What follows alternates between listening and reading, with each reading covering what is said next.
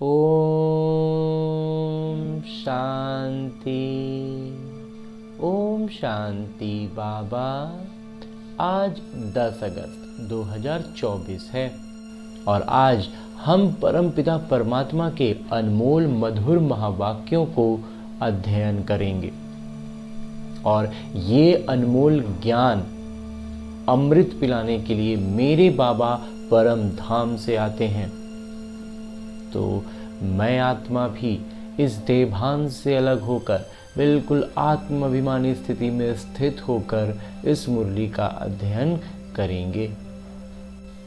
परमपिता परमात्मा के इन अनमोल वाक्यों को, इस ज्ञान मुरली को बड़े इत्मीनान से आत्मिक स्थिति में स्थित होकर जब हाथ में पत्र रूप में लेकर पढ़ते हैं तो ये हमारे भीतर बहुत गहरा असर डालता है।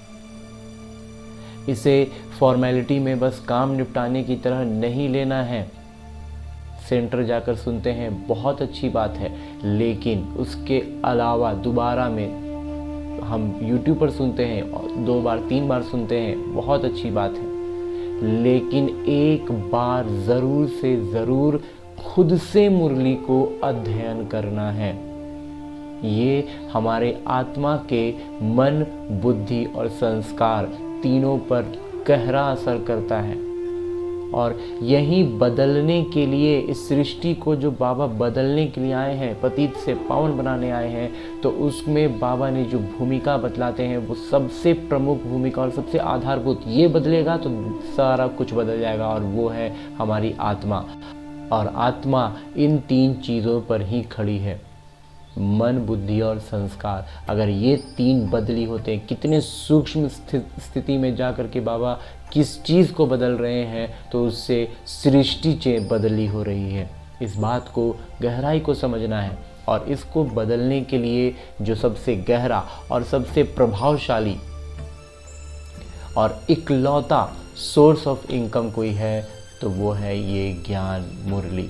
तो इसके महत्व को महत्व देते हुए, समझते हुए, गहराई को जानते हुए इस ज्ञान मुरली का अध्ययन करते हैं आत्म अभिमानी स्थिति में स्थित होकर। तो जब आत्म अभिमानी स्थिति में स्थित होना ही है और ज्ञान मुरली को अच्छे से अनुभव करना है, तो क्यों ना सूक्ष्म शरीर के साथ चले मधुबन की धरा पर। मधुबन में जहाँ मेरे बाबा साकार रूप में ब्रह्मा बाबा के तन में आते थे और हिस्ट्री हॉल में मुरली चलती थी, क्यों ना उस वातावरण को, परमपिता के उपस्थिति को सम्मुख अनुभव करें और तब मुरली का अध्ययन करें, तो वो मुरली और ज़्यादा सुखद और ज़्यादा करीबी होगी, याद रह जाएगी एक एक शब्द व शब्द। जब हम बाबा की आई कांटेक्ट बनाकर रखेंगे, दृष्टि लेते हुए जब मुरली पढ़ेंगे ना, तो वो मुरली बहुत बहुत बहुत प्रभावशाली होगी, हमारे जीवन को बदलने वाली मुरली बनेगी। तो वो एक दिन की नहीं, हर दिन की मुरली, इसी तरह के अभ्यास से हमें उस मुरली के महत्व को समझते हुए मुरली का अध्ययन करना है।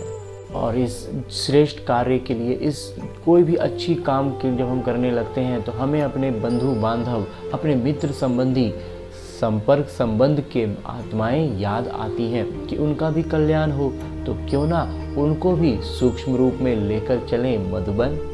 क्योंकि जब हम लौकिक रूप से कहीं जाते हैं किसी तीर्थ पर, तो हम अपने मित्रों को, अपने संबंधियों को कहते हैं कि आप भी चलें, अब अच्छा रहेगा, सफ़र भी अच्छा लगेगा और वहाँ पर आपका भी कल्याण होगा। तो उसमें बहुत सारी बातें आती हैं, विघ्न आते हैं, बहुत सारे स्थूल में बहुत सी चीज़ें होती हैं, लेकिन इस सूक्ष्म स्तर पर उन्हें सूक्ष्म रूप से लेकर चलने में कोई विघ्न नहीं है, कोई बाधा नहीं है। बस हमें पूरी तरह से आत्माभिमानी स्थिति में स्थित होना है, शांत स्वरूप होना है और स्मृति में उन सब को, जिनके साथ हमारा हिसाब किताब थोड़ा कड़ा हो, जिनको प्रत्यक्ष रूप से हमारी बातचीत नहीं हो पाती हो, उन सब को लेकर चलते हैं। क्योंकि सब बाबा के बच्चे हैं और ये सभी बच्चे अगर बाबा का प्यार पाते हैं और उस प्यार को पाने में हम निमित्त बन पाते हैं तो वो उनको तो प्यार मिलेगा, उनको तो कल्याण होगा ही, हमारा भी सौभाग्य बन जाएगा। तो ऐसी शुभ भावनाओं से, शुभ संकल्पों से भरपूर होकर चलिए इस स्थूल शरीर से अलग होकर चलते हैं सूक्ष्म शरीर के साथ मधुबन। मैं आत्मा अपने इस स्थूल शरीर से अलग सूक्ष्म शरीर यानी लाइट के शरीर से अलग हो जाता हूँ। सीधे सीधे मन की गति से एक क्षण से भी कम समय में पहुँच जाता हूँ मधुबन में पांडव भवन के द्वार पर। और जिन आत्माओं को मुझ आत्मा ने निमंत्रण दिया है, वो सारी आत्माएं, मैं ये अनुभव करता हूँ कि वो सारी आत्माएं मेरे संबंध संपर्क में जो भी आत्माएं हैं, बाबा ने एक बार मुरली में कहा भी था कि जिनके साथ सिर्फ हमारा, किसी को हम बस देखते हैं, होता है किसी को हम सिर्फ आते जाते सड़क पर देखते हैं, वैसी आत्माएं जिनसे हमारी सिर्फ बातचीत होती है, बस बोलचाल तक ही संपर्क है, वैसी भी आत्माएं, और जिनके साथ हमारा हिसाब किताब चल रहा हो, चाहे वो भारी हो या हल्का, मीठा हो या थोड़ा कम, लेकिन सारी आत्माओं को हम यहाँ अनुभव करते हैं कि पांडव भवन के द्वार पर हम सारी आत्माएं एक समूह में इकट्ठा हो गई हैं। और अब पांडव भवन के द्वार से हम चलते हैं अंदर। जैसे ही इस पांडव भवन के द्वार से हम भीतर प्रवेश करते हैं, सामने श्री कृष्ण की वो बड़ी सी सुसज्जित तस्वीर जो हमें ये संदेश देती है कि स्वर्ग आ रहा है और नर्क जा रहा है। तो इस संदेश के अनुसार हम नर्क की सारी बातें, सारे विकारों को इस द्वार के बाहर ही छोड़ देते हैं और स्वर्ग की अनुभूति में लवलीन होते हुए इस परांगण में प्रवेश करते हैं। और बड़े ही मधुरता से परमात्मा प्यार को वातावरण में अनुभव करते हुए उस शुद्ध पवित्र वातावरण में हम चलते चलते पहुंच जाते हैं बाबा के कमरे के पास। बाबा के कमरे में मेरे बाबा पिता रूप में उपस्थित रहते हैं। चलिए उनसे मिलते हैं। मैं आत्मा अपने संबंध संपर्क की सारी आत्माओं को साथ लेकर पहुंच जाता हूँ बाबा के कमरे में, जहाँ आज मेरे बाबा बाहें फैलाए खड़े मुझ आत्मा का इंतजार कर रहे थे। और उन्होंने कहा, आओ मेरे बच्चे आओ। और मैं आत्मा अपने सूक्ष्म शरीर के साथ दौड़े दौड़े जाके बाबा से लिपट जाता हूँ और मेरे बाबा मुझे गले लगा लेते हैं। खूब प्यार करते हैं मेरे बाबा।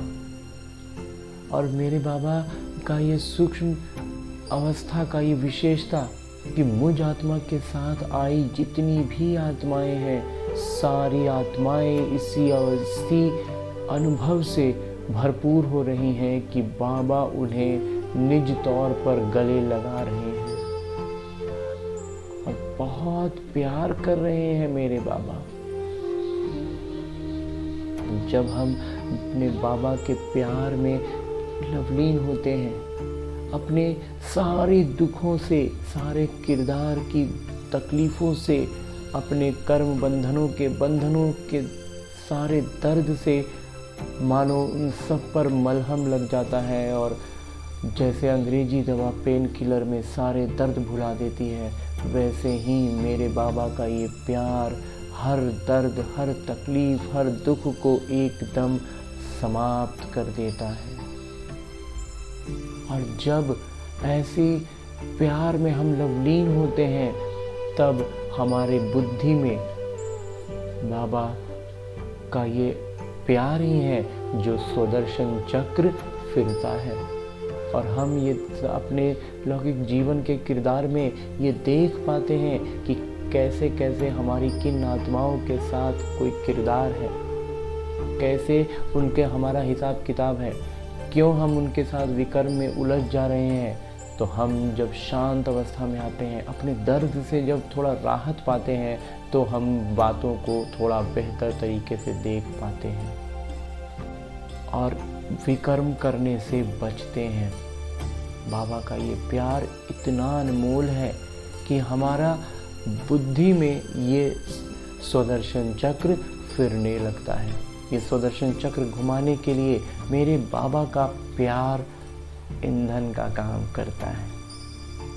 जब प्यार में पड़ते हैं ना, तो इतने शांत हो जाते हैं कि हर एक किरदार के साथ हमारा जो हिसाब किताब चल रहा है वो हमें स्पष्ट दिखने लगता है। नहीं तो हम उन्हीं विकर्मों में उलझते जाते हैं। मेरे साथ ऐसा हुआ तो हम तो इतना तो करना होगा ना, इतना तो किए बिना कैसे होगा। इन सब बातों से भी ऊपर उठ जाते हैं। बहुत प्यार करते हैं मेरे बाबा। मेरे बाबा के प्यार में एक गीत बुद्धि में आता है, तेरे प्यार में जो सुख मिलता है उसके आगे सब कुछ फीका। बहुत प्यारे हैं मेरे बाबा। और बाबा का प्यार पाकर, सुदर्शन चक्र फिराकर, काफ़ी शांति का अनुभव करके अब निकलते हैं बाबा के कमरे से और चलते हैं बाबा की कुटिया की ओर, जहाँ हमने जो अपना सुदर्शन चक्र फिराया उसमें जो बातें सामने आई, उसमें जो जो बिंदुएं जहाँ पर हम फंस रहे हैं, उन सारी बिंदुओं को लेकर, उन सारी बातों को लेकर चलते हैं बाबा की कुटिया में। तो मैं आत्मा अपने संबंध संपर्क के सारी आत्माओं को, जिनको मैं यहाँ लेकर आया हूँ, उन सब को लेकर चलते हैं बाबा की कुटिया में। और जैसे ही हम बाबा की कुटिया में पहुँचते हैं, मेरे बाबा हम बच्चों के लिए ही पत्र लिखने में व्यस्त हैं, परंतु हमारी उपस्थिति से मेरे बाबा नज़रें उठाकर हमें देखते हैं। और मैं आत्मा और मुझ आत्मा के साथ मुझ आत्मा के सारे संबंध संपर्क की आत्माएं भी अपने सूक्ष्म शरीर से बाबा को निहारती हैं। और दोनों की दृष्टि जब मिल जाती है तो बाबा नजरों से निहाल कर देते हैं। दिल की सारी बात नजरों से पढ़ लेते हैं मेरे बाबा। खुले दिल से बस हमें बाबा के पास उपस्थित होना है। और शिक्षक रूप में वो हर एक बात हमें बतलाते हैं। वो अपनी बात बतलाते हैं ताकि हम अपने जीवन में उसको कैसे अपनाएं और जीवन को उच्चतर बनाता चले जाएं।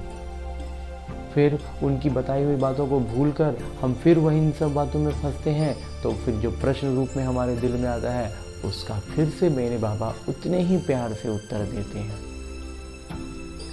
और इन सारी बातों को, हमारे दिल की बातों को, छोटी बड़ी हर बात को बाबा ध्यान देते हैं।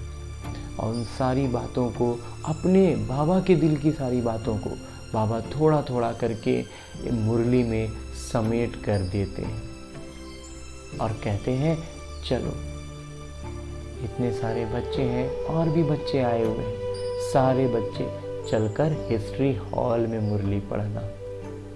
ऐसा कहकर मेरे बाबा मेरा हाथ पकड़ लेते हैं और हाथ पकड़कर मुझे अपने साथ साथ और मेरे संबंध संपर्क की सारी आत्माएं एक समूह में हम सब चलते हैं मधुबन की धरा पर, जहाँ बाबा ने, भगवान ने मेरा हाथ पकड़ा हुआ है और मैं उनके साथ चल रहा हूँ। बेहद खुशी, मेरी खुशी का पारा मुझे 7वें आसमान पर लेकर जाता है। और इस खुशी से झूमते हुए मैं अब पहुंच जाता हूँ हिस्ट्री हॉल में। हिस्ट्री हॉल में प्रवेश करते ही सामने मम्मा पहले से विराजमान हैं,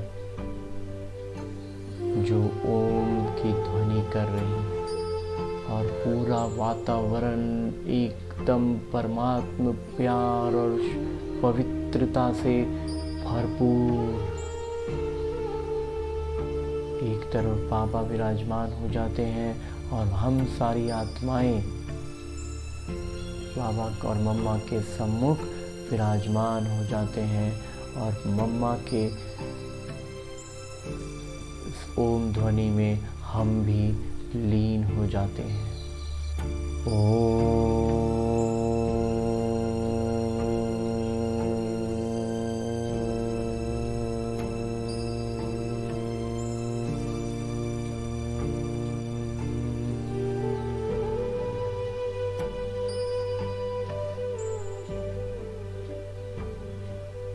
इस ओम ध्वनि में लीन होने के बाद अब हम आत्माभिमानी स्थिति में स्थित परमपिता परमात्मा के सम्मुख उनके द्वारा दिए गए इस मुरली को अध्ययन करते हैं। बाबा ने कहा, मीठे बच्चे, अभी तुम्हारी सब आशाएं पूरी होती हैं। पेट भर जाता है, भर पेट आशाएं पूरी करते हैं बाबा। बाबा आए हैं तुम्हें तृप्त आत्मा बनाने। जी बाबा। आगे हमारे बाबा प्रश्न रूप में एक बात कहते हैं कि अभी तुम बच्चे भक्ति तो नहीं करते हो, लेकिन भक्त जरूर हो। कैसे? उत्तर बतलाते हैं मेरे बाबा, जब तक देह अभिमान है तब तक भक्त हो। तुम ज्ञानी बनने के लिए पढ़ रहे हो, जब इम्तिहान पास करेंगे, कर्मातीत बन जाएंगे, तब संपूर्ण ज्ञानी कहेंगे। फिर पढ़ने की दरकार नहीं। अंजी बाबा। ओम शांति। भक्त और भगवान दो चीजें हैं ना, बच्चे और पिता। भक्त तो ढेर के ढेर हैं, भगवान एक हैं। तुम बच्चों को बहुत सहज बात लगती है, आत्माएं शरीर द्वारा भक्ति करती है। क्यों? आत्माएं शरीर द्वारा भक्ति करती है, ये बात बहुत सहज लगता है। क्यों? भगवान जो पिता हैं उनसे मिलने के लिए। तुम भक्त अभी नाटक को समझ गए हो, जब पूरे ज्ञानी बन जाएंगे तो यहाँ नहीं रहेंगे। स्कूल में पढ़ते हैं, इम्तिहान पास किया तो दूसरे दर्जे में चले जाएंगे। जब लौकिक विद्यालय में होते हैं, परीक्षा पास करते हैं तो अगला क्लास, और फिर एक लिमिट होता है, मैट्रिक होता है, उसके बाद स्कूल से निकल जाते हैं। तो अभी तुमको भगवान पढ़ा रहे हैं। ज्ञानी को तो पढ़ाई की दरकार नहीं रहती, और जो ज्ञानी होते हैं उसको पढ़ाई पढ़ने की ज़रूरत थोड़ी होती है। भक्तों को भगवान पढ़ा रहे हैं। तुम जानते हो हम आत्मा भक्ति करते थे, अब भक्ति से निकल ज्ञान में कैसे जाएं, ये बाबा सिखलाते हैं। भक्ति करते आए हैं, भक्ति की आदत बनी हुई है, संस्कार बना हुआ है, उसको कैसे उससे बाहर आना है ये मेरे बाबा पढ़ाते हैं, सिखलाते हैं। अभी भक्ति नहीं करते हो, परंतु देह अभिमान में तो आ जाते हो ना। रह के तो देह अभिमान में आ ही जाते हैं। बार बार कोशिश करते हैं आत्माभिमानी बनने का, बार बार देह अभिमान में आ जाते हैं। तो अब ये भी तुम समझते हो कि वो भक्त लोग तो भगवान को भी नहीं जानते, खुद कहते हैं हम नहीं जानते। नंबर 1 जो भक्त हैं उनसे भी बाबा पूछते हैं कि जिस भगवान के भक्त थे उनको जानते थे? वास्तव में भगवान भी होना एक चाहिए। वास्तव में भगवान का मतलब है कि वो एक होंगे ना। यहाँ तो अनेक भगवान हो गए हैं, अपने को भगवान कहते रहते हैं। इसको कहा जाता है अज्ञान। जब अनेक भगवान हो गए ना, मतलब समझ जाइए अज्ञान है। भक्ति में घोर अंधियारा है, वो है ही भक्ति मार्ग। भक्त लोग गाते हैं ज्ञान अंजन सद्गुरु दिया। अज्ञान अंधेर विनाश, और अज्ञान का मतलब है पूरा अंधेरा, पूरा विनाश। तो ज्ञान अंजन गुरु लोग नहीं दे सकते, गुरु तो ढेर हैं। वो भक्ति का अंधियारा अभी तुम्हारा छूट गया, क्योंकि बाबा को जान लिया। बाबा ने परिचय दिया है, मीठे मीठे बच्चे तुम आत्मा हो। तुमने इस शरीर के साथ किरदार निभाया है, तुम्हारा है बेहद का ज्ञान, बेहद का किरदार निभाते रहते हो। तुम हद से निकल अब बेहद में चले गए हो। ये दुनिया भी बढ़ते बढ़ते कितनी बेहद में चली गई, लौकिकता में भी कितना ज़्यादा हो गया है। फिर जरूर हद में आएगी, फिर आएगा, एक सीमा में आएगा, अभी एकदम सीमा से बाहर हो रहा है। हद से बेहद में, बेहद से हद में कैसे आते हैं, अभी तुम बच्चों को मालूम पड़ता है। आत्मा छोटी सितारा मिसल है, एकदम बिल्कुल छोटा सा तारा जैसा। इतना समझते हैं फिर भी इतना बड़ा लिंग बना देते हैं। वो भी क्या करें, क्योंकि छोटी सी बिंदु की पूजा तो कर ना सके। अभी इतना छोटा सा बिंदु का पूजा कैसे करेंगे, तो एक बड़ा सा लिंग बनाते हैं। कहते हैं भ्रिकुटी के बीच चमकता है सितारा। अब उस सितारे की भक्ति कैसे करें, अब उस सितारा का भक्ति कैसे करेंगे। भगवान का तो किसी को पता नहीं है, आत्मा का मालूम है। आत्मा भ्रिकुटी के बीच रहती है, बस इतना ही काफ़ी है। ये बुद्धि में नहीं आता कि आत्मा ही शरीर ले किरदार निभाती है। पहले पहले तुम ही पूजा करते थे, बड़े बड़े लिंग बनाते हैं। रावण का भी दिन प्रतिदिन बड़ा चित्र बनाते, और बड़ा और बड़ा। छोटा रावण तो बना ना सके। मनुष्य तो छोटा होता है फिर बड़ा होता है, रावण को कभी छोटा नहीं दिखाते। वो तो छोटा बड़ा होता नहीं, वो कोई स्थूल चीज़ नहीं है, कोई स्थूल चीज़ है नहीं, वो भी एकदम बिल्कुल पीछे पीछे रहने वाली चीज़ है। तो रावण 5 विकारों को कहा जाता है। 5 विकारों की वृद्धि होती जाती है, क्योंकि तमो प्रधान बनते जाते हैं, इसीलिए रावण का साइज बढ़ाते जाते हैं। पहले देवभान इतना नहीं था, फिर बढ़ता गया है। एक की पूजा की, फिर दूसरे की पूजा की, ऐसे वृद्धि को पाते गए। आत्मा तमो प्रधान बन गई है। दुनिया में और कोई मनुष्य नहीं होगा जिसको ये बुद्धि में हो कि सब सतो प्रधान कब होते हैं, फिर तमो प्रधान कब बनते हैं। इन बातों से मनुष्य बिल्कुल अनजान है। ज्ञान कोई कठिन नहीं है, ज्ञान बाबा कहते हैं बिल्कुल सहज, एकदम सरल ज्ञान है, इसमें कोई कठिनाई नहीं है, बस याद में ही सारा कुछ होता है। तो बाबा आकर बिल्कुल सहज ज्ञान सुनाते हैं, पढ़ाते हैं।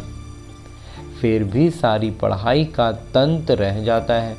हम आत्मा बाबा के बच्चे हैं, बाबा को याद करना है। हम बाबा के बच्चे हैं, हमें बाबा को याद करना है, बस। ये भी गायन है, कोटों में कोई कितने थोड़े निकलते हैं।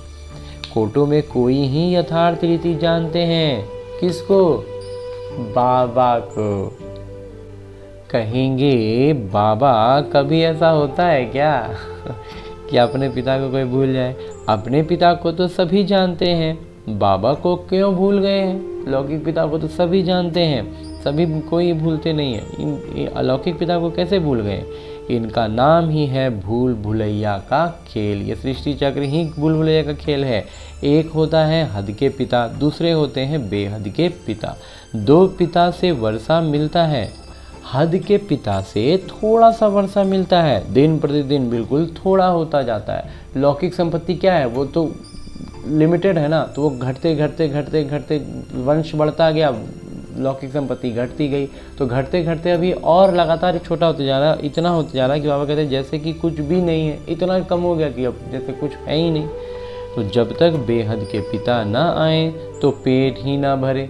जब तक बेहद के बाबा नहीं आएंगे तब तक पेट भरेगा ही नहीं, हमेशा लगते रहेगा कि खाली है खाली है। पेट ही सारा खाली हो जाता है, बाबा आकर पेट भरते हैं। हर बात में पेट ऐसा भर देते हैं जो तुम बच्चों को कोई चीज़ की दरकार ही नहीं, मन ही संतुष्ट कर देते हैं। पूरा जब पेट भरा जाए तो पेट भरा हुआ में ना खाने की बात भी अच्छी नहीं लगती। तो वैसे ही बाबा हमारा पूरा मन संतुष्ट कर देते, फिर कोई चीज़ की कमी एहसास ही नहीं होती है, कोई चीज़ की दरकार नहीं रहती, सब आशाएं पूरी कर देते हैं, तृप्त आत्मा हो जाती है। जैसे ब्राह्मणों को सिखाते हैं तो आत्मा तृप्त हो जाती है, ये है बेहद की तृप्ति। फर्क देखो कितना है, आत्मा के हद की तृप्ति और बेहद की तृप्ति में फर्क देखो कितना है। बाबा को जानने से ही तृप्ति हो जाती है, क्योंकि बाबा स्वर्ग का मालिक बनाते हैं। तुम जानते हो हम बेहद के पिता के बच्चे हैं, बाबा को तो सब याद करते हैं ना। हाँ जी बाबा। भल कोई कोई कहते हैं ये तो नेचर है, हम ब्रह्म में लीन हो जाएंगे। बाबा ने बताया है कि ब्रह्म में कोई भी लीन नहीं होता, ये तो अनादि नाटक है जो फिरता रहता है, इसमें मूंझने की दरकार नहीं। 4 युगों तक चक्र फिरता रहता है, हूबहू रिपीट होता रहेगा। बाबा एक ही है, दुनिया भी एक ही है। मेरे बाबा एक है, दुनिया भी एक है। वो लोग कितना माथा मारते हैं, समझते हैं मून में भी दुनिया, चांद पर भी दुनिया खोज रहे हैं, सितारों में भी दुनिया है, दूसरा और कोई सौरमंडल खोज रहे हैं। कितना ढूंढते हैं, चांद में भी प्लॉट लेने का सोचते हैं, चांद पर भी जाके सोचते हैं कि वहाँ एक ज़मीन रख लें अपना। ये कैसे हो सकता है, किसको पैसा देंगे? अब वहाँ ज़मीन खरीदना है तो पैसा किसको देंगे?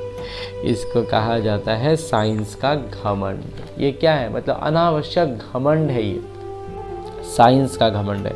बाकी तो है कुछ भी नहीं, ट्रायल करते रहते हैं, कुछ कुछ ज़बरदस्ती में खाली पैसा खर्च कर रहे हैं, बर्बाद कर रहे हैं, घमंड दिखा रहे हैं अपना बस। ये माया का पॉम्प है ना, ये माया का छलावा है, हम उसमें फंस जाते हैं, हम उसके छल में आ जाते हैं। वो इतना छल कर रही हैं, स्वर्ग से भी ज़्यादा शोक करके दिखलाते हैं। स्वर्ग में जितना सुख वैभव होगा ना, उससे ज़्यादा यहाँ पर कर करके दिखाते रहते हैं ताकि हम उधर न जाएं। स्वर्ग को तो भूल ही गए हैं, स्वर्ग में तो अथाह धन था, एक मंदिर से ही देखो कितना धन ले गए। भारत में ही इतना धन था, बहुत खजाना भरपूर था। मोहम्मद गजनवी आया, लूट कर ले गया। आधा कल्प तो तुम समर्थ रहते हो, चोरी आदि की कोई नाम ही नहीं होता। रावण राज्य ही नहीं, रावण राज्य शुरू हुआ और चोरी चकारी झगड़े आदि शुरू हुए। रावण का प्रभाव पड़ने लगा ना हमारी आत्मा पर, और बस सारा खराब काम होने लगा। चोरी चकारी झगड़ा सब रावण का नाम लेते हैं, बाकी रावण कोई है नहीं। बाबा कहते हैं रावण का नाम तो लेते हैं, लेकिन रावण नाम का कोई व्यक्ति नहीं है, इस बात को हमें समझना है। रावण कोई है नहीं, विकारों की प्रवेशता हुई। रावण के लिए मनुष्य क्या क्या करते हैं, रावण के जब प्रभाव में आ जाते हैं ना, तो विकार जब बुद्धि में आ जाता है तो क्या क्या करते हैं, कितना मनाते हैं। तुम भी दशहरा मनाते थे, देखने जाते थे रावण को कैसे जलाते हैं, फिर सोना लूटने जाते हैं। है क्या चीज़, अभी वंडर लगता है, ये चीज़ क्या है, वंडर लगता है। क्या बन पड़े थे, कितनी पूजा आदि करते थे। बाबा कहते हैं अभी ये स्मृति बाबा में दिला रहे हैं कि हम क्या चीज़ हैं और हम क्या बन गए हैं। वहाँ से हमें उठ के तुरंत खड़े होना है, तुरंत यहाँ से बाहर निकलना है। तो बाबा कहते हैं इतना पूजा आदि करते थे, सब कुछ कर रहे थे, क्या बन गए थे, कितना नीचे गिर गए थे। कोई बड़ा दिन होता है तो क्या क्या करते रहते हैं। भक्ति मार्ग में जैसे गुड़ियों का खेल है, वो भी कितना समय चलता है ये तुम जानते हो। शुरू में इतना नहीं करते थे, फिर वृद्धि को पाते पाते अब देखो क्या हाल हो गया है। इतना खर्चा कर चित्र व मंदिर आदि क्यों बनाते हैं, ये है वेस्ट ऑफ मनी, पैसे की बर्बादी है। मंदिर आदि बनाने में लाखों रुपए खर्च करते हैं। बाबा कितना प्यार से बैठ समझाते हैं, इतना बड़ा भव्य मंदिर बनाते हैं, पैसा चिपकाते, नोट चिपकाते रहते हैं। बाबा कहते हैं, और बाबा क्या कर रहे हैं, इतने प्यार से बैठ हमें हमारे घर पे हमें समझाते हैं, सुनाते हैं। हमने तुम बच्चों को अथाह धन दिया, वो सब कहाँ गंवाया। रावण राज्य में तुम क्या से क्या बन पड़े हो। ऐसे नहीं कि ईश्वर की भावी पर राजी रहना है। ये कोई ईश्वर की भावी नहीं है, ये तो माया की भावी है। अभी तुमको ईश्वर का राज्य भाग्य मिलता है, वहाँ तो दुख की कोई बात होती ही नहीं। ईश्वर की भावी और असुरों भावी में कितना फर्क है। ये असुर का दिया हुआ है तो इसमें दुख दर्द सब मिल रहा है, और जो बाबा देंगे उसमें सिर्फ सुख और वैभव होगा। ये समझ तुमको अभी मिलती है, सो भी नंबरवार पुरुषार्थ अनुसार। सो भी कैसे मिलता है? नंबरवार। जो जितना बुद्धि पुरुषार्थ में रहते हैं, जो जितना याद में रहते हैं उतना ज़्यादा समझ में आता है, जो जितना कम याद में रहते हैं उनको कम समझ में आता है, नंबरवार हो जाते हैं। ज्ञान इंजेक्शन किसको लगता है ये तो समझ सकते हैं। फलाने को ज्ञान का इंजेक्शन अच्छा लगा है, फलाने को कम लगा हुआ है, इनको बिल्कुल लगा हुआ ही नहीं है। पता चल जाता है कि किनको ज्ञान का इंजेक्शन कैसा लगा, किसी को कम लगा, किसी को लगा ही नहीं। ये तो बाबा ही जानते हैं ना। सेवा पर सारा मदार है। सेवा से ही बाबा बताएंगे कि इनको इंजेक्शन लगा या नहीं। बिल्कुल सेवा करना जानते ही नहीं। ऐसे भी हैं, किसी को ज़्यादा इंजेक्शन लगा है, किसी को बिल्कुल नहीं। कहा जाता है ज्ञान अंजन सद्गुरु दिया, अज्ञान अंधेर विनाश। ज्ञान का सुख का सागर परमपिता परमात्मा है, फिर उनको ठिक्कर भीतर में ठोक दिया है। बच्चों को कितना निश्चय होना चाहिए। बेहद के पिता हमको बेहद का सुख देते हैं। गाते भी हैं बेहद के बाबा अब जब आएंगे तब हम आपके ही बनेंगे। ऐसे जब बाबा को पुकारते हैं तो कहते हैं बाबा आप आइएगा तो हम आपका बन जाएंगे। और जब बाबा अभी आए हैं तो बाबा को पहचानने में देरी कर रहे हैं। आपकी मत पर ही चलेंगे। भक्ति में तो बाबा का मालूम ही नहीं रहता है। ये किरदार अभी ही चलता है, अभी ही बाबा पढ़ाते हैं। तुम जानते हो ये पढ़ाई का किरदार फिर 5000 वर्ष बाद चलेगा। बाबा फिर 5000 वर्ष बाद आएंगे। आत्माएं सब भाई भाई हैं, फिर शरीर धारण कर किरदार निभाती हैं। मनुष्य सृष्टि की भी वृद्धि होती रहती है। आत्माओं को भी स्टॉक है ना, आत्माओं का भी तो एक है ना, उतना आएगा तब फिर खत्म होगा। तो जितना मनुष्यों का स्टॉक पूरा होगा उतना ही वहाँ आत्माओं का स्टॉक होगा। एक्टर्स एक भी कम ज़्यादा नहीं होंगे। जितने कलाकार हैं ना रंगमंच पर, सब कोई को आना है। बाबा कहते हैं जितना ज़्यादा हमारा स्टॉक, हमारा आत्माभिमानी होने का स्टॉक भरेगा, उतना ज़्यादा मनुष्यों का स्टॉक जो है वो आता जाएगा। अभी तुम बच्चे कितने समझदार बने हो। ये पढ़ाई कितनी ऊंची है। तुम्हें पढ़ाने वाले स्वयं ज्ञान के सागर पिता हैं, बाकी सब हैं भक्ति के सागर। जैसे भक्ति का मान है वैसे ज्ञान का भी मान है। भक्ति में कितना मनुष्य दान पुण्य करते हैं। ईश्वर अर्थ क्योंकि वेद शास्त्र आदि कितने बड़े बड़े बनाते हैं, तो ईश्वर के नाम पर बहुत कुछ खर्च करते हैं भक्ति मार्ग में। अभी तुम बच्चों को भक्ति और ज्ञान का अंतर मिला है। कितनी विशाल बुद्धि चाहिए। तुम्हारी कभी कोई में आँख नहीं आ जाएगी। तुम कहेंगे क्या हम इन किंग क्वीन आदि को देखें, हम इन लौकिक राजा रानी को देखें। उनको क्या देखना है। दिल में कोई आश नहीं होती है। उनको देखने का मतलब हमें भी वो आस, हमारी भी मन में आस उभरेगी। बाबा कहते हैं हमको आस ही नहीं है। ये सब खत्म होने वाला है। जिनके पास जो है सब खत्म होने का है। पेट तो वहीं 2 रोटी मांगती है, लेकिन इसके लिए कितना पाप करते हैं। उस 2 रोटी के नाम पर फिर कितना पाप कर देते हैं। इस समय दुनिया में पाप ही पाप है। पेट पाप बहुत कराता है। हम कहते क्या है कि इस पापी पेट ही सब काम करा रहा है, पेट को ही पापी कहते हैं। एक दूसरे के ऊपर झूठा कलंक लगा देते हैं। पैसे भी ढेर कमाते हैं, कितने पैसे छिपा लेते हैं। सरकार क्या कर सकती है, परंतु कोई कितना भी छुपाए छिप नहीं सकता। बाबा कहते हैं कोई छुपाने की कोशिश करते हैं तो कितना भी कोशिश कर लें छिप नहीं सकता। अभी तो प्राकृतिक आपदाएं भी आनी हैं, बाकी थोड़ा समय है। बाबा कहते हैं शरीर निर्वाह अर्थ कुछ भी करो, उसके लिए मना नहीं करते। बच्चों को खुशी का पारा चढ़ा रहना चाहिए। काम करने लगे और उसमें हम फंस गए, ये नहीं होना चाहिए। कर्म कर रहे हैं लेकिन खुशी का पारा वहीं सातवें आसमान पर है, क्योंकि बाबा निरंतर मेरे साथ हैं। बाबा और वर्षा याद रहे, बाबा तो सारे विश्व का मालिक तुमको बना देते हैं। धरती आसमान सब अपने हो जाते हैं, कोई भी हद नहीं रहती, कोई चीज़ का कोई लिमिट रहेगा ही नहीं। बच्चे जानते हैं हम ही मालिक थे, भारत अविनाशी खंड गाया हुआ है। तो तुम बच्चों को बहुत खुशी रहनी चाहिए।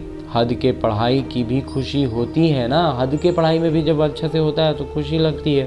तो ये है बेहद की पढ़ाई, बेहद के पिता पढ़ाते हैं। एक तो पढ़ाई बेहद का, पढ़ाते हुए बेहद के पिता हैं। ऐसे पिता को याद करना चाहिए। बच्चे तो समझ सकते हैं वो जिस्मानी धंधा आदि क्या है, कुछ भी नहीं। हम पिता से क्या वर्षा पाते हैं, अब परम पिता से हमें क्या मिल रहा है, कितना रात दिन का फर्क है।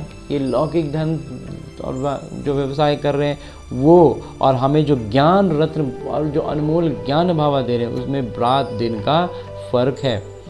हम तो जिस्मानी धंधा आदि करते भी जाकर सिरताज बनेंगे। बाबा आए हैं पढ़ाने, तो बच्चों को खुशी होनी चाहिए। वो काम काज भी करते रहना है, ये तो समझते हैं ये पुरानी दुनिया है, इनके विनाश के लिए सब तैयारियां हो रही हैं। ऐसे ऐसे काम करते हैं जो डर लगता है, कहीं बड़ी लड़ाई न लग जाए। ये सब नाटक अनुसार होना ही है, तो डरना नहीं है, जो होना है होगा। ऐसे नहीं कि ईश्वर कराते हैं, नाटक में नूंद है, आज नहीं तो कल विनाश जरूर होना है। अभी तुम पढ़ रहे हो, तुम्हारे लिए नई दुनिया जरूर चाहिए। ये सब बातें अंदर सिमरन कर खुश होना चाहिए। बाबा ने ये रथ भी ले लिया, इनको तो कुछ, इनका तो मतलब कुछ भी अब नहीं रहा, तो ये सब कुछ छोड़ दिए। तो जो रथ थे, ब्रह्मा बाबा थे, उन्होंने अपना सब कुछ छोड़ दिया। बेहद की बादशाही मिलती है तो फिर ये क्या करेंगे, जब बेहद का मिल रहा है तो ये हद का लेके क्या करेंगे। बाबा का गीत भी बना हुआ है, अल फॉर अल्लाह मिला, तो फिर ये गदाई क्या करेंगे। कम ज़्यादा दें, एकदम खल्लास कर दिया, जो ऊपर नीचे हिसाब करो तुम अपना ले ख़त्म करो, कितना सहज है। शरीर भी बाबा को दे दिया। ओहो, हम तो विश्व के मालिक बनते हैं, अनेक बार मालिक बने हैं, कितना सहज है। तुम भल अपने घर में रहो, अपने को आत्मा समझ पिता को याद करो। अच्छा, मीठे मीठे सिगिलते बच्चों प्रति माता पिता बाबा का याद प्यार और आशीर्वाद। रूहानी बाबा की रूहानी बच्चों को नमस्ते। हम रूहानी बच्चों की ओर से रूहानी माता पिता को, बाबा को याद प्यार और प्रणाम। धन्यवाद बाबा, धन्यवाद। मुरली के लिए भी धन्यवाद, और इस अनूठे अलौकिक ब्राह्मण जीवन के लिए भी बहुत बहुत बहुत धन्यवाद बाबा, बहुत धन्यवाद। आगे आज की मुरली से लिए गए वो प्रमुख बिंदु हैं जिन्हें हमें अपने ब्राह्मण जीवन में धारण करने हैं और देवता बनना है। उसमें सबसे पहले है ऐसा तृप्त और विशाल बुद्धि बनना है जो किसी में भी आँख न डूबे, दिल में कोई भी आस न रहे, क्योंकि ये सब विनाश होना है। किसी भी चीज़ के प्रति आकर्षण ना आए, क्योंकि सब कुछ खत्म होने वाला है। शरीर निर्वाह अर्थ कर्म करते खुशी का पारा सदा चढ़ा रहे। बाबा और वर्षे याद रहो, बुद्धि हद से निकाल सदा बेहद में रहे। इस बात को हमेशा ध्यान में रखना है कि हद की दुनिया में हमें उलझना फंसना नहीं है। और आगे मेरे बाबा वरदान दे रहे हैं। वरदान देते हुए मेरे बाबा कहते हैं, तीव्र पुरुषार्थ द्वारा सभी बंधनों को पार कर मनोरंजन का अनुभव करने वाले डबल लाइट भवा। एक हल्केपन का लाइट और एक प्रकाशमय रूप का लाइट, तो दोनों तरह का लाइट हम हैं इस बात का अनुभव में रहेंगे तो मनोरंजन लगेगा सभी बंधनों को पार करना। आगे बाबा कहते हैं कि कई बच्चे कहते हैं वैसे तो मैं ठीक हूँ, लेकिन ये कारण है ना, संस्कारों का, व्यक्तियों का, वायुमंडल का बंधन है। परंतु कारण कैसे भी हो, कभी भी हो, तीव्र पुरुषार्थी सभी बातों को ऐसे पार करते हैं जो जैसे कुछ है ही नहीं। जो तीव्र पुरुषार्थी उन्हें कोई बात हो, कैसा भी बात हो, बाबा के संग में रहते हैं ना, तो फट से पार कर लेते हैं। वो सदा मनोरंजन का अनुभव करते हैं। ऐसे किसी भी प्रकार का बोझ हलचल में ला नहीं सकता।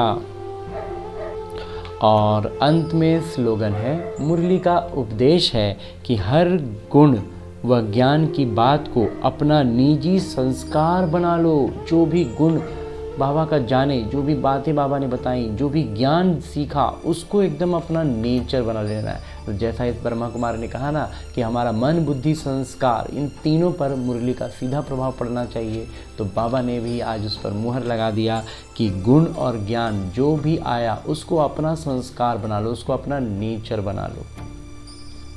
हाँ जी बाबा। और अब परमपिता परमात्मा के ये अनमोल मधुर महावाक्य मुरली को अध्ययन करके, मुरली की हर एक बात को अपने बुद्धि में एकदम स्पष्ट रूप से सामने रखते हुए चलते हैं अब हिस्ट्री हॉल से बाहर निकलकर शांति स्तंभ के पास, जो कि साकार बाबा के, प्रजापिता ब्रह्मा बाबा के संपूर्ण अवस्था का प्रतीक है। और ये वो स्थान है जहाँ बाबा सारी शक्तियाँ हम बच्चों पर न्योछावर करते हैं। तो मैं आत्मा अपने संबंध संपर्क के सारी आत्माओं को, जिनको मैं अपने साथ लेकर आया हूँ, सूक्ष्म शरीर के साथ, उन सब को लेकर मैं इकट्ठा होता हूँ शांति स्तंभ के पास। और अब शांति स्तंभ के पास से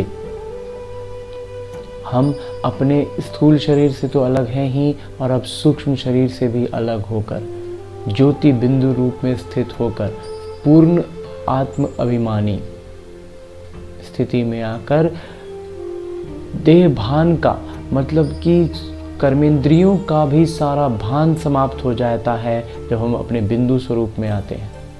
सिर्फ मन, बुद्धि, संस्कार साथ होते हैं, अनुभव होता है।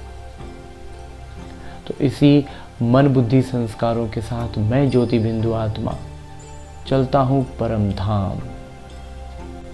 मन की गति से एक क्षण से भी कम समय में मैं आत्मा ज्योति बिंदु स्वरूप में स्थित होकर पहुंच गया हूँ परम धाम।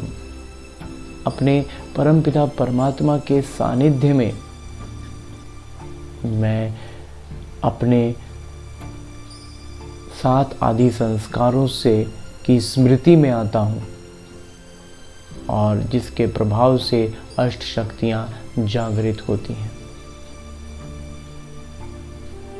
सबसे पहले पवित्रता का संस्कार मुझे इस लौकिक दुनिया की भीड़ से अलग कर देता है, और एक सीढ़ी पर जैसे हम चढ़ने लगते हैं। और जब इस लौकिक दुनिया से अलग होकर हम थोड़ा ऊपर उठते हैं तो विकारों का प्रभाव, विकारों के जो अंधेरे में हम फंसे थे, उससे थोड़ा थोड़ा हम उजाले की ओर बढ़ने लगते हैं। हमें रोशनी की किरण दिखाई देती है, ज्ञान प्रकाश का प्रभाव हम पर आता है, जिसके कारण हमारा तीसरा नेत्र खुलता है। और विकारों का हम पर थोड़ा प्रभाव कम पड़ने से हम शांति का अनुभव कर पाते हैं। तो मुझ आत्मा का दूसरा संस्कार शांति का, मुझे आत्मा को स्मृति में आता है कि शांति मेरा स्वधर्म है। और साथ ही साथ इस शांत अवस्था में परमात्मा प्यार का अनुभूति पाते हैं, क्योंकि जब तक विकारों में उलझे रहते हैं ना, तब तक परमात्मा का प्यार का वो अनुभव नहीं मिलता।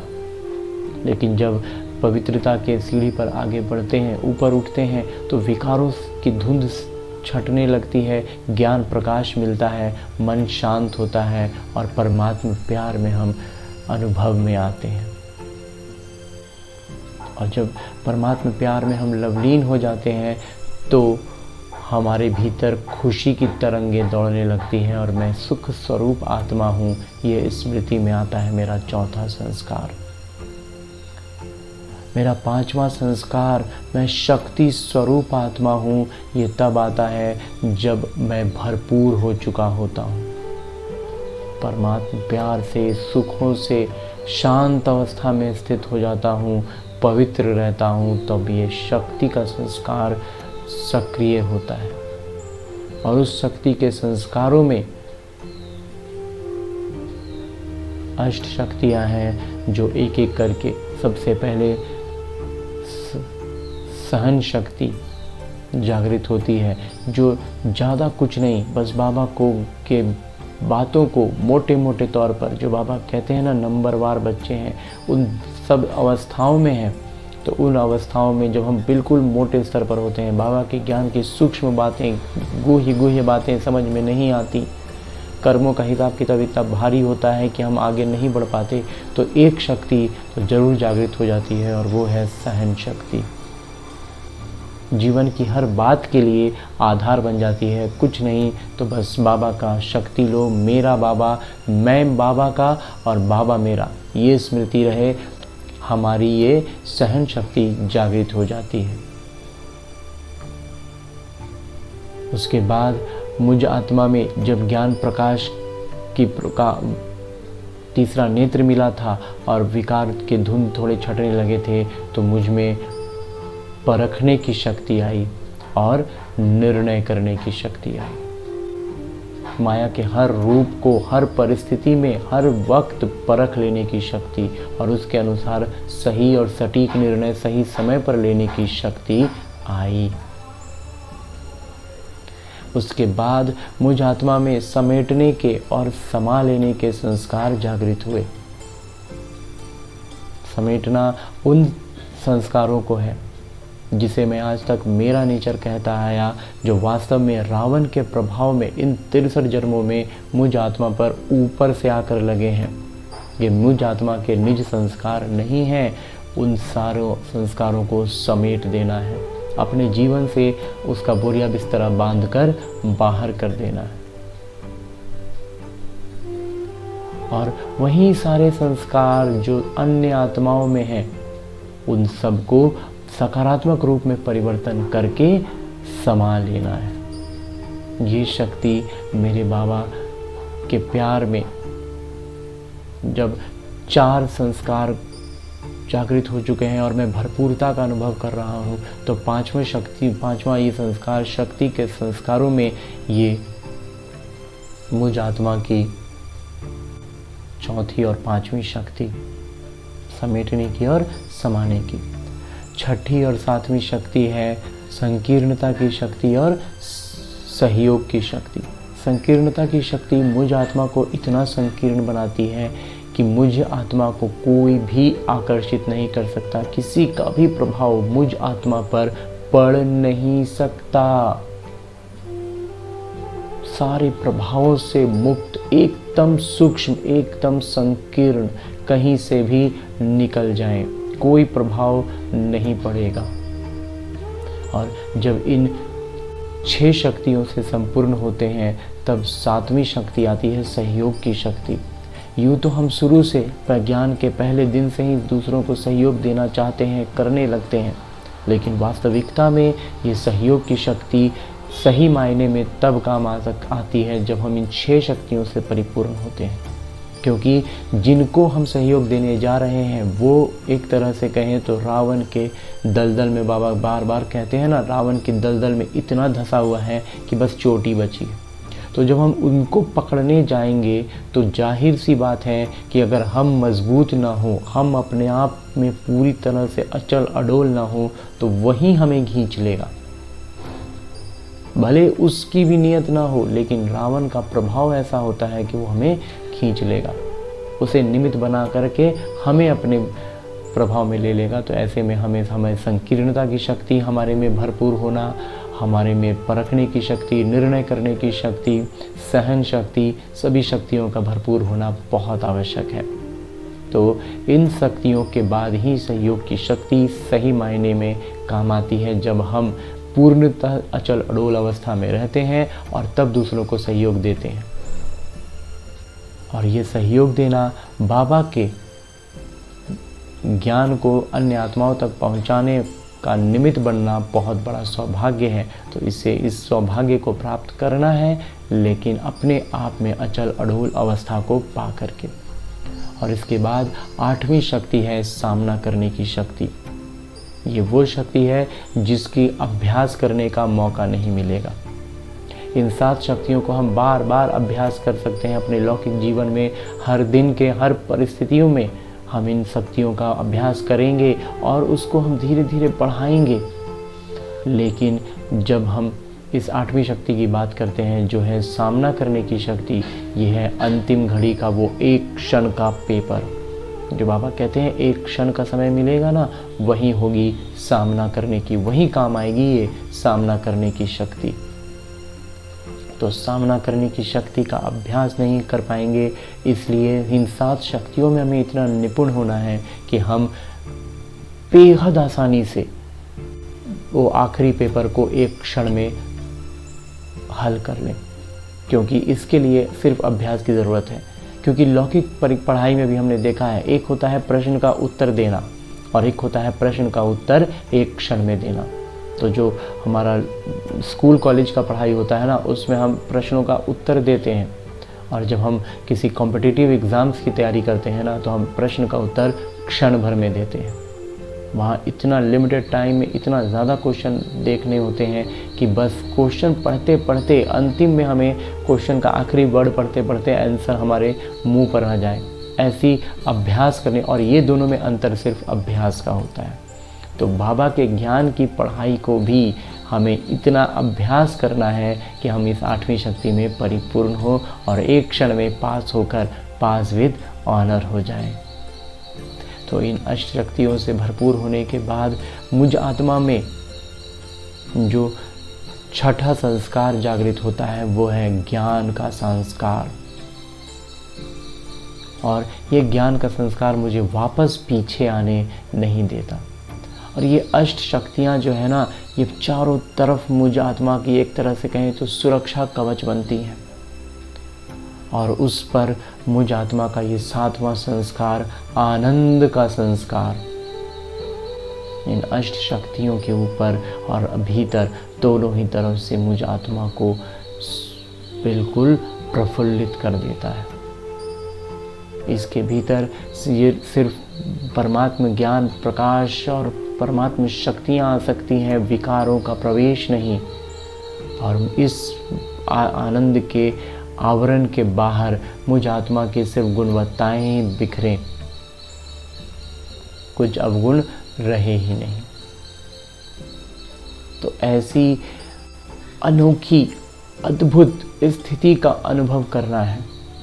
जब भी हम दिन में किसी भी समय ज्योति बिंदु रूप में स्थित हो, तो परमात्मा के इन 7 आदि संस्कारों को और अष्ट शक्तियों को याद करेंगे और अपने आप को एक आत्मा जिसके चारों ओर आनंद का ये आवरण, जिसकी मजबूती हमारी अष्ट शक्तियाँ कर रही हैं, और उसके भीतर मैं आत्मा परमात्मा प्यार और शांति में बिल्कुल सरलता से, सहजता से, बड़े प्यार से लवलीन अवस्था में हूँ, ये अनुभव करते रहेंगे।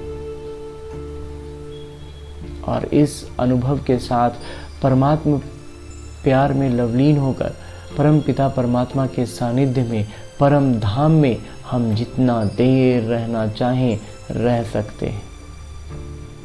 और अब हम परमात्मा प्यार से लवलीन अवस्था में इस ज्योति बिंदु स्वरूप से लौट कर आते हैं अपने उसी सूक्ष्म शरीर में, जो अभी फिलहाल मधुबन के शांति स्तंभ के पास उपस्थित है। और ये शांति स्तंभ बाबा के अव्यक्त होने की स्मृति है। जहाँ से बाबा शक्तियाँ तो न्यौछावर करते ही हैं, और नित्य जब हम बाबा की मुरली सुनकर यहाँ आते हैं तो मेरे बाबा इसी अव्यक्त रूप में एक इशारा भी देते हैं। और अव्यक्त इशारा देते हुए मेरे बाबा कहते हैं कि एक बाबा के साथ दिल की सच्ची प्रीत हो तो माया कभी डिस्टर्ब नहीं करेगी। जब बाबा के साथ प्रीत बुद्धि होगी ना, प्यार में लवलीन रहेंगे, तो माया डिस्टर्ब नहीं करेगी। क्योंकि बाबा के प्यार में होने का मतलब क्या, बाबा के हम करीब आ गए। तो जब हम बाबा के करीब हैं तो बाबा के आसपास तो माया भटक ही नहीं सकती ना। तो हम भी बाबा के करीब हैं तो माया हमारे भी करीब नहीं आएगी, उसका डिस्ट्रक्शन हो जाएगा। माया आसपास भटकेगा नहीं तो वो चूर हो जाएगा, ख़त्म हो जाएगा। लेकिन अगर सच्चे दिल की प्रीत नहीं है, सिर्फ बाबा का हाथ पकड़ा है, साथ नहीं लिया है, तो माया द्वारा घात होता रहेगा। हाथ तो पकड़े हैं तो एक हाथ से बाबा पकड़ रहे हैं और एक हाथ से माया खींचते रहेगा और चटाचट देते रहेगा। तो इस बात का हमें ध्यान रखना है कि सच्चे दिल से हम बाबा को याद कर रहे हैं, प्यार में है कि नहीं है, कि बस हाँ बाबा हैं, बाबा का हम हाथ पकड़ लिए, तो माया भी दूसरा हाथ पकड़ के खींचता रहेगा, बार बार तकलीफ होती रहेगी। इसलिए हमें पूरी तरह से बाबा में पास चले जाना है, तो माया हम बाबा के पास आ नहीं पाएगी और हम बाबा के पास रहेंगे। तो ऐसी श्रेष्ठ अव्यक्त इशारा मिलने के बाद अब समय है विदाई का, मतलब अपने लौकिक शरीर में लौटने का। तो अपने इस लौकिक शरीर में लौटेंगे, लेकिन एक स्वमान लेकर, क्योंकि स्वमान एक ऐसा तख्त है जिस स्वमान पर हम विराजमान रहते हैं आत्मिक रूप में। तो मुरली की हर एक बात हमारी बुद्धि में गूंजती रहती है। अव्यक्त इशारे की बात शब्द व शब्द हमारे बुद्धि में ऐसे सामने होती है जैसे हम अपने बाबा को अनुभव करते रहें। तो आज के लिए जो स्वमान है वो है, मैं खुदाई खिदमतगार आत्मा हूँ। तो इस स्वमान को अपनी बुद्धि में रखेंगे और अपने लौकिक किरदार में वापस आएंगे, ताकि हम अधिक से अधिक अभ्यास करते रहें। छोटे से बड़े हर परिस्थिति में अभ्यास बढ़ाते जाना है और संपूर्ण अवस्था तक पहुंचने का उद्देश्य रखना है और अपने विकर्मों से को कम करते जाना है, परमात्मा प्यार में लवलीन रहना है। इसका अभ्यास करने के लिए ही, इसी उद्देश्य से हम इस लौकिक जीवन को जीने के लिए आए हैं और ज्ञान में रहते हुए इस किरदार में लौटते हैं, अवतरित होते हैं अपने इस किरदार में। अच्छा, ओम शांति।